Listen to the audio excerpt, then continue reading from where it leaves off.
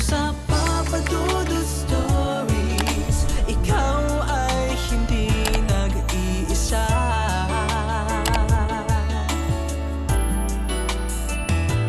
Dito sa Papa Dudut Stories, may nagmamahal sa'yo. Papa Dudut Stories, Papa Dudut Papa Dudut. Sa lahat po ng mga nakatutok ngayon, huwag pong kalimutan mag-like, mag-share at mag-subscribe. Maraming salamat po sa inyong lahat.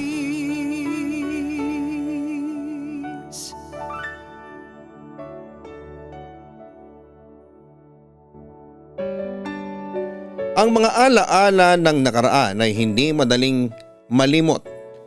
Minsan sila'y bumabalik upang habulin ka. Dear Papa Dudut, magandang gabi po sa inyo at sa mga nakikinig ngayon. Sumulat ako kasi gusto ko lamang sanang ibahagi sa inyo ang isang bahagi ng buhay ko na hanggang ngayon ay hindi ko malilimutan. Hindi ko man alam kung anong klaseng kwento ito pero sigurado ako na may mga bagay na magiging makulay sa alaala ng isipan ninyo nang dahil sa kwento kong ito. Ako po si Ina, 43 years old sa ngayon. Isang housewife at nakatira sa Bulacan. Simple lang naman ang buhay ko ngayon. Pero ang mga nangyari sa akin noon ay may malaking impact hanggang ngayon para sa akin. Para sa mga hindi nakakakilala sa akin, gusto ko sana magsimula sa isang kwento tungkol sa aking nakaraan.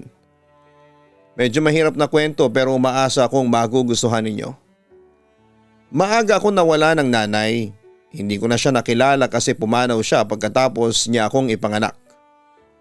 Wala akong mga kwento tungkol sa kanya na narinig mula kay tatay, isa lang na larawan ang nakita ko noon nang magkasama sila. Sa larawan ay magkatabi sila ni tatay at buntis pa si nanay sa akin. Yun lang. Yun lang ang alam ko tungkol sa nanay ko. Sabi ni tatay sobrang mahal na mahal siya ng nanay ko at masaya sila noong mga panahong yon. Pero hindi ko na na-experience yun kaya't minsan ay iniisip ko kung ano kaya kung nandyan pa siya. May mga tanong akong hindi nasasagot pero sa ngayon ay parang okay na rin. Ang mahalaga ay alam kong naging masaya siya sa buhay namin kahit na wala na siya sa ngayon. Si tatay ang kasama ko sa bahay habang lumalaki ako. Jeepney driver siya. Kaya't hindi naging madali ang buhay namin. Sobrang hirap. Lalo na sa mga panahong kailangan niyang magsakripisyo para makatawid kami. Walang masyadong pera kaya't karamihan ng mga bagay na kailangan ko ay hindi ko rin nakuha. Pero kahit na ganoon ay hindi ko naramdaman na kulang ako. Si tatay kasi kahit mahirap ay nagsusumikap siya para sa akin. Hindi siya madaldal pero ramdam ko yung pagmamahal niya sa akin. Tinuturuan niya ako kung paano maging matatag, kung paano magsikap. Kasi sa kanya ko natutunan na walang madaling tagumpay. Pagdating ko ng kolehiyo, nag-decide ako maging working student. Alam ko na hindi kayang pag-aralin ako ni tatay nang walang tulong. Kaya naman naghanap ako ng trabaho. Mahirap pero gusto ko namang makatulong. Minsan pag pauwi na ako galing sa klase, minamasahe ko pa ang mga paa ni tatay habang nagkwekwentuhan kami. Sabi niya, "Ina, 2 taon na lang at magtatapos ka na. Ang tagal na rin ang paghihintay ko sa moment na ito." Tapos ako ay, ang sagot ko, "Tay, magiging proud ako sa sarili ko at magiging proud ka sa akin. Hindi kita bibiguin. Magtatapos po ako." Gusto ko siyang pasayahin. Gusto ko ring matupad ang pangarap namin. Sabi niya, "Huwag mong kalimutan na mahal kita at gagawin ko ang lahat para makita kang maging matagumpay." Yung mga simpleng kwento namin, yung mga usapan namin tuwing gabi, pareho kaming pagod, yun ang nagsustento sa akin ng lakas. Hindi ko malilimutan yon kasi doon ko nakita kung gaano kami kalapit sa isa't isa. Sabi nga nila ang pamilya kahit mahirap, Sila pa rin ang magbibigay sa iyo ng lakas. Papa Dudut, ayoko rin talaga na maging pabigat kay tatay. Kaya ginawa ko na maging working student kahit hindi madali para sa akin. Pero kahit na ganoon ay nagawa ko pa rin na magsaya at tapusin ang mga exams. Si tatay naman ay sinuportahan ako kahit na sobrang pagod na siya. Nakakamiss din yung mga ganoon na usapan. Kasi alam ko na binigay ko na lahat para matulungan siya. Para sa mga pangarap namin. Lalo na yung pangarap niyang makapunta kami sa ibang bansa. Makapagbakasyon at mamasyal. Gusto ko lang makapagbigay sa kanya ng kahit konting kasiyahan. Pero hindi ko inaasahan na magiging biglaan ang pagtatapos ng lahat ng pangarap ko. Kasi mga 4 na buwan bago ako mag-graduate ay bigla na lang nawala si tatay. Atake sa puso ang kumitil ng buhay niya. Hindi ko alam kung paano ko tatanggapin yon kasi parang ang bilis. Parang okay lang na magtulungan pa kami sa mga pangarap namin pero bigla na lang siyang nawala. Parang ang hirap tanggapin na hindi ko na siya makakasama sa mga natitirang pangarap namin. Yung mga plano namin, lahat yon ay naglaho nang nawala na si tatay. Hindi ko alam kung paano ko haharapin yon. Kasi siya lang yung kasama ko sa lahat ng mga laban ko. Ang hirap palang mawala ng isang tao na matagal mong kasama sa buhay. Pero sabi nga nila ay kailangan pa rin magpatuloy para sa mga natutunan ko sa kanya. Papa Dudut, yung mga buwan na yon ay sobrang hirap talaga para sa akin. Yung mga pangarap namin ni tatay na halos matutupad na pero parang hindi pa ako pinayagan ng langit kasi bigla siyang kinuha sa akin. Ilang buwan na lang ay makakagraduate na ako at alam kong magiging proud siya sa akin.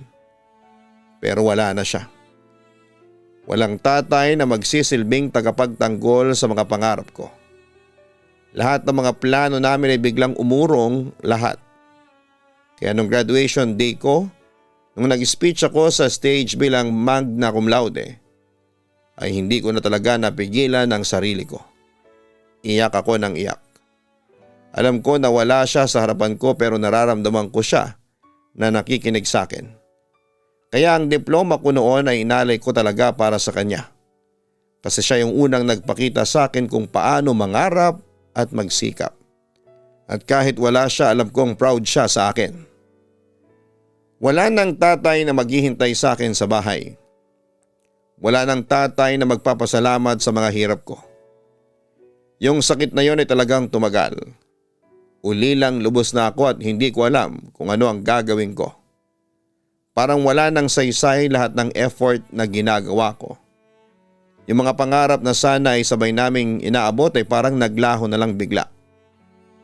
Minsan ay natatanong ko pa sa sarili ko, bakit ganito?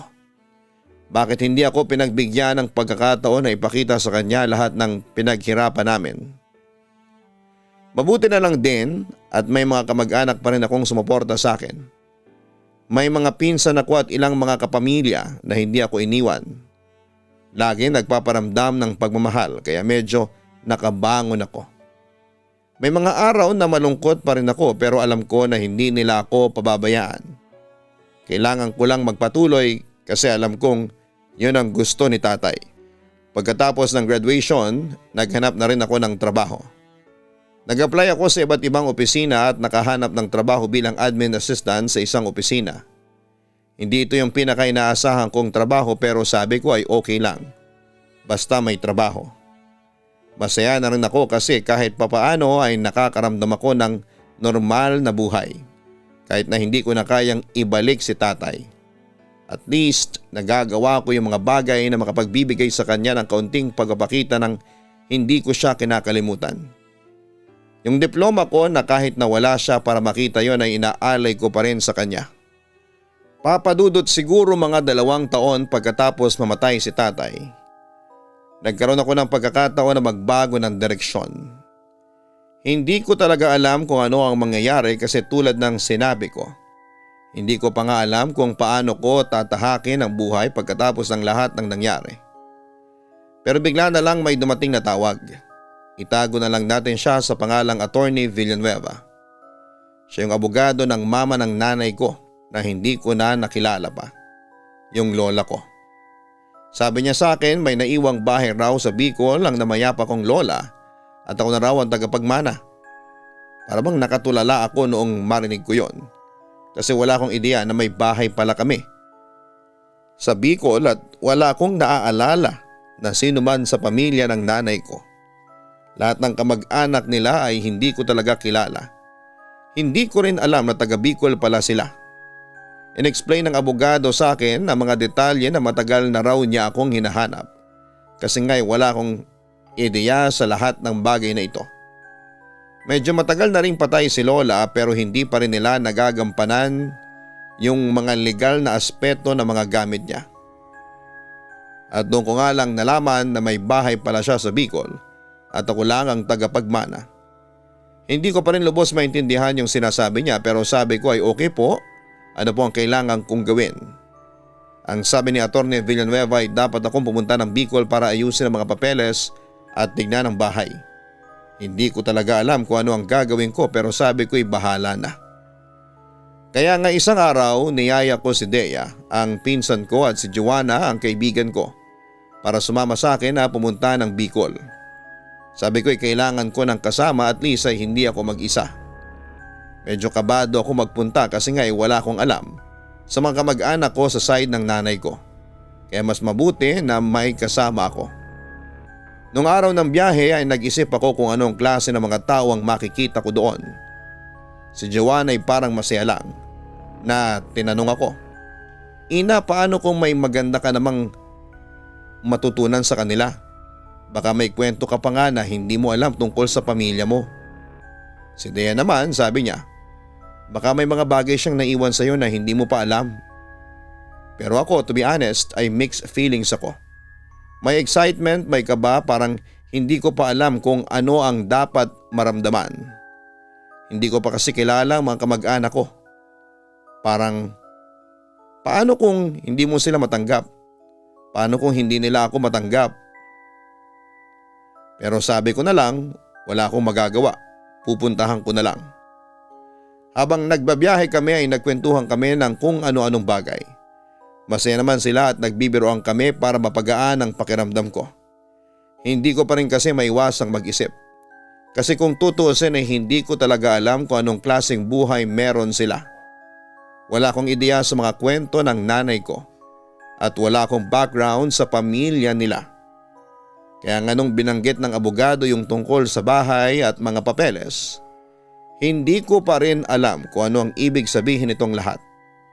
Pero sabi ko na lang ay siguro ay eto na yung pagkakataon na matutunan ko kung anong klaseng buhay ang meron ng pamilya ng nanay ko. Habang tumatagal ang biyahe, ang dami kong tanong sa utak ko. Bakit hindi ko alam ito? Bakit hindi ko alam na may bahay kami sa Bicol? Kung may pamilya pala kami doon ay bakit hindi nila kami hinanap noon pa lamang?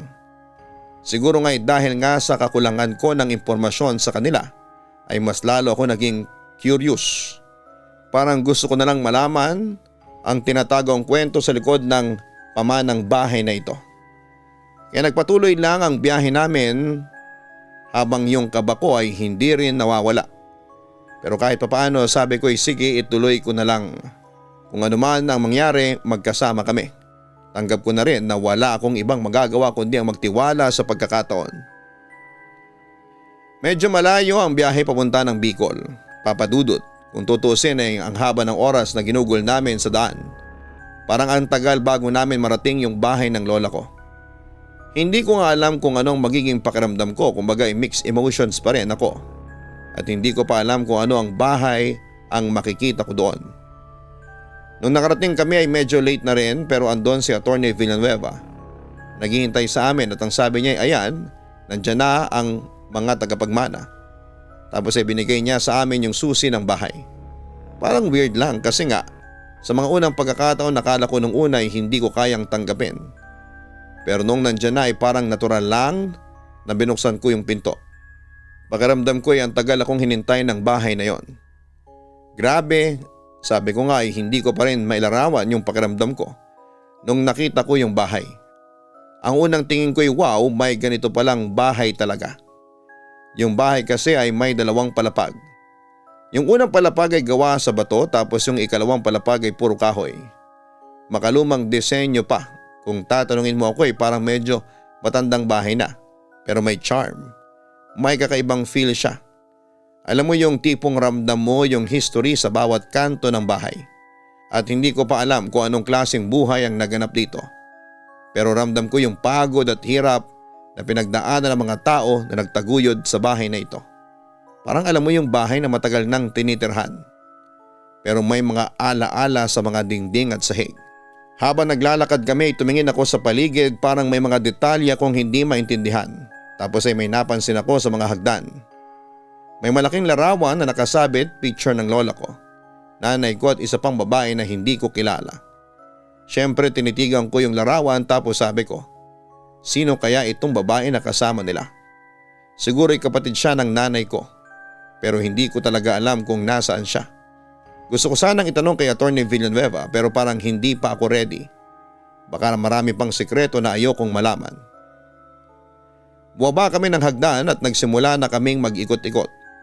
Ang weird pa nga kasi habang tinitignan ko yung paligid, may pakiramdam akong sabay-sabay na saya at lungkot. Parang ang dami kong gustong itanong. Pero sabay na rin yung takot na baka hindi ko kayanin yung mga sagot. Sa dulo sabi ko na lang ay bahala na. Ano man ang mangyari, nandyan na tayo. Para hindi manibago ay magkakasama kami sa iisang kwarto ni Dea at Joanna. Hindi ko alam kung ano ang pakiramdam ni Dea at Joanna pero kami ni Dea ay parang parehong kabado. Yung kwarto namin ay hindi naman siya malaki pero para sa amin ay ayos lang. Isa pa ay nararamdaman namin na kung ano man yung mangyayari sa lugar na yon, kailangan naming maging matatag. Hindi ko alam kung ano ang ipaparamdam sa amin ng bahay na yon. Pero sa mga oras na yon ay ang dami kong iniisip. Yung mga tanong na umaandar sa isipan ko.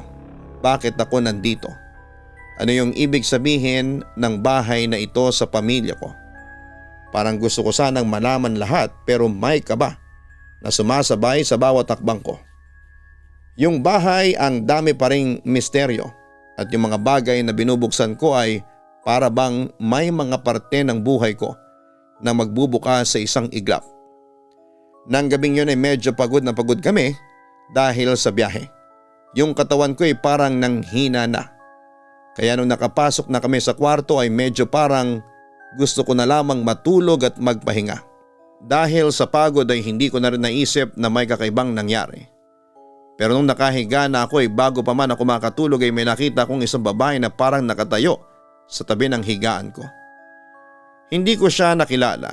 Parang bigla na lang siyang nandun at nang makita ko siya ay parang napanaginipan ko pa siya.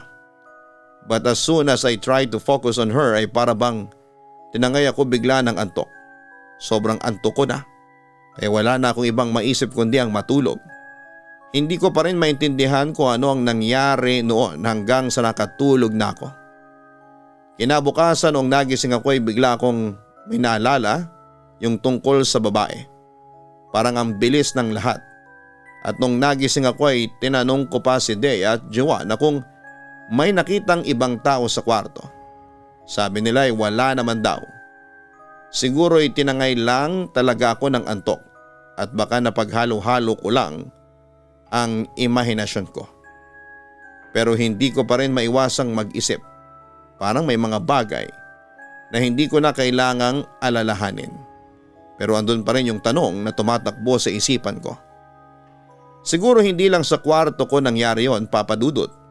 Kasi may isang araw habang nagkakape ako sa garden, mag-isa lang ako. Kasi tulog pa si Dea at Joanna. Ako lang kasi yung maagang magising kaya nandun ako sa garden nagmamasid sa paligid. Tahimik pa yung buong lugar at medyo malamig pa yung hangin. Habang tinitingnan ko yung mga halaman ay parang may kakaibang naramdaman akong movement sa gilid ng bakuran namin. Sa gilid ay may maliit na bodega na halatang matagal nang hindi ginagamit.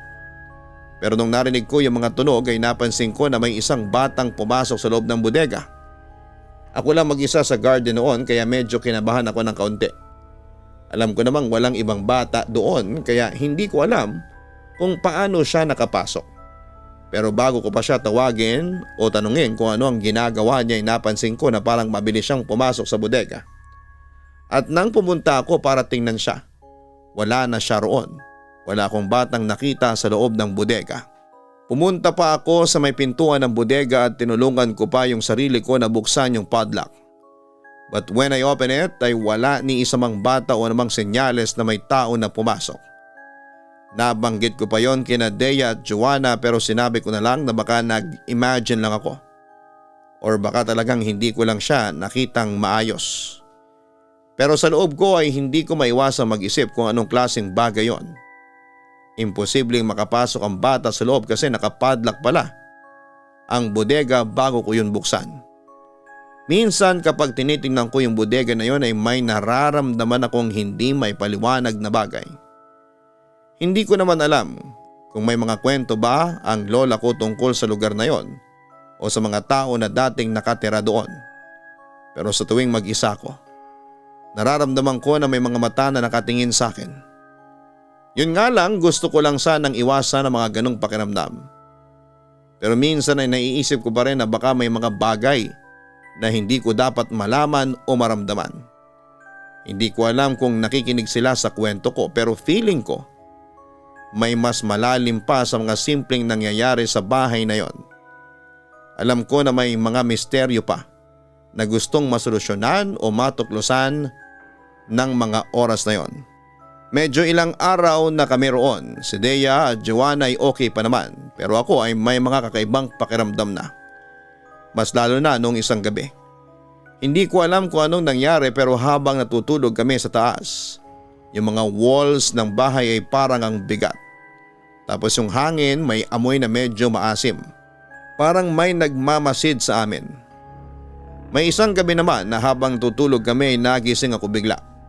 May narinig akong isang batang lalaki na tumatawa ng malakas. Pero hindi ko kayang tingnan dahil medyo malayo at madilim. Binuksan ko ang ilaw pero wala akong nakitang bata. Nang bigla ko na lang narinig sa labas ng kwarto ko ang tunog ng mabilis na mga paa na tumatakbo sa hall. Parang may batang tumatakbo tapos ay huminto sa harapan ng pinto ng kwarto namin. Naglakas loob akong silipin yon pero wala akong sino o anumang nakita at tanging malamig na hangin lang ang yumakap sa katawan ko.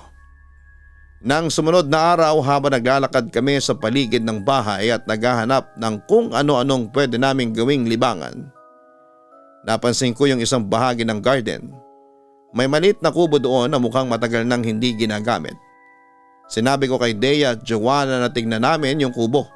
Baka may makuha o makita kaming gamit. Nang tinignan namin ay parang may kakaibang aura doon, Papa Dudut.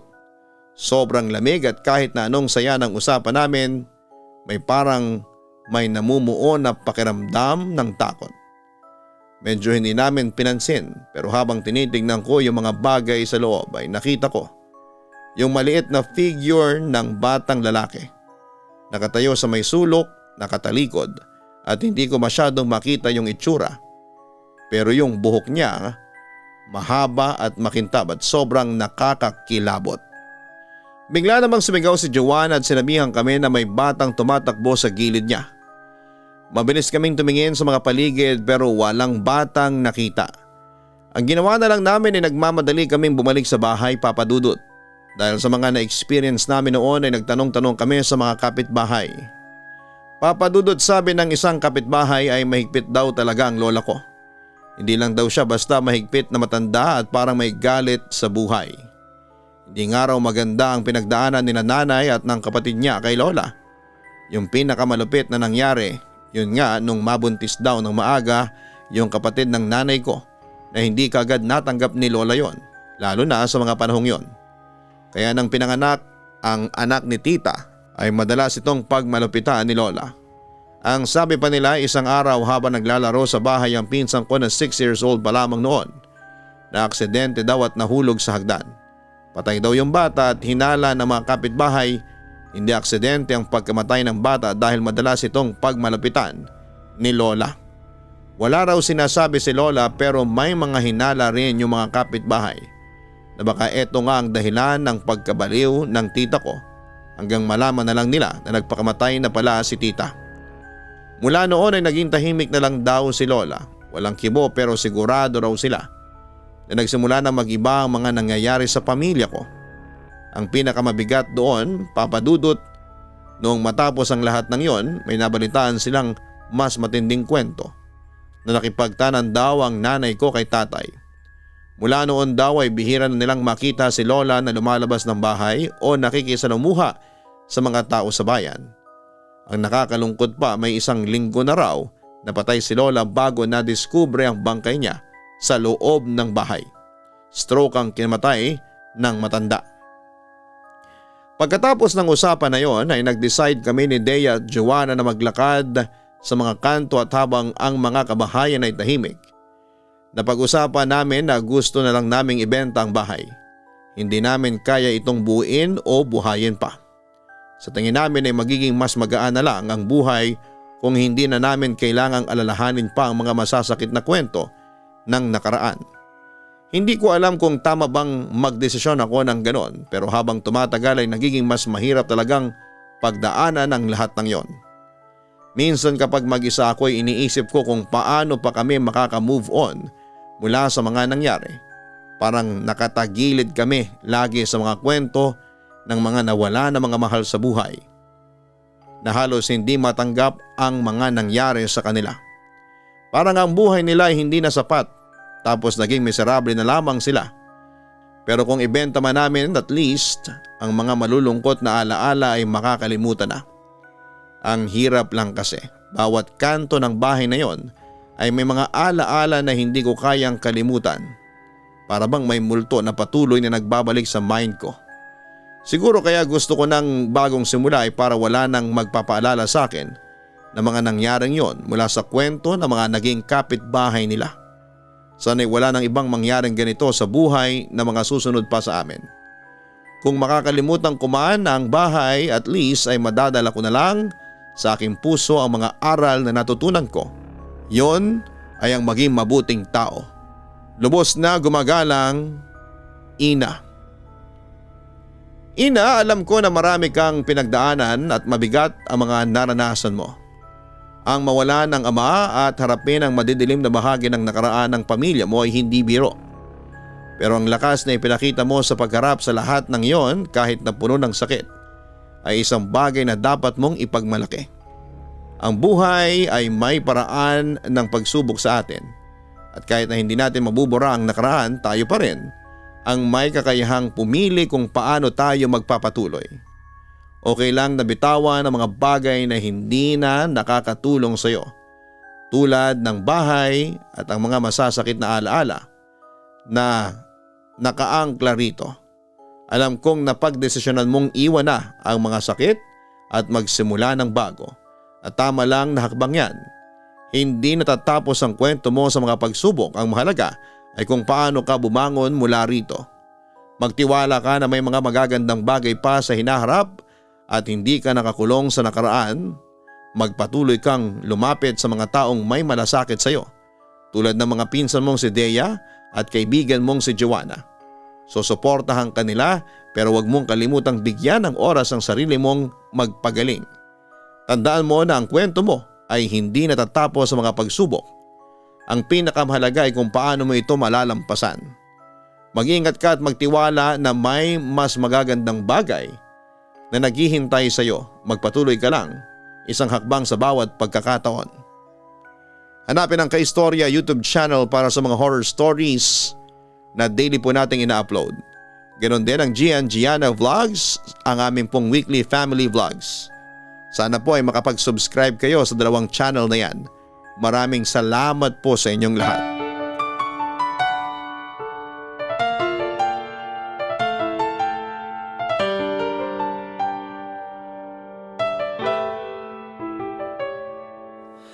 Ang buhay ay mahiwaga, laging may lungkot at saya. Sa Papa Dudut Stories, laging may karamay ka.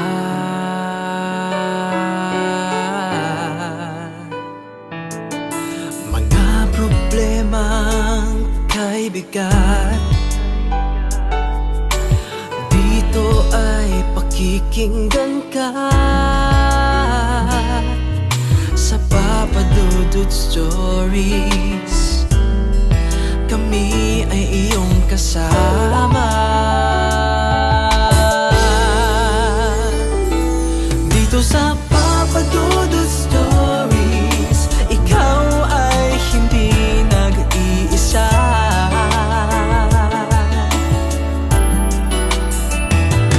Dito sa Papa Dudut Stories, may nagmamahal sa'yo.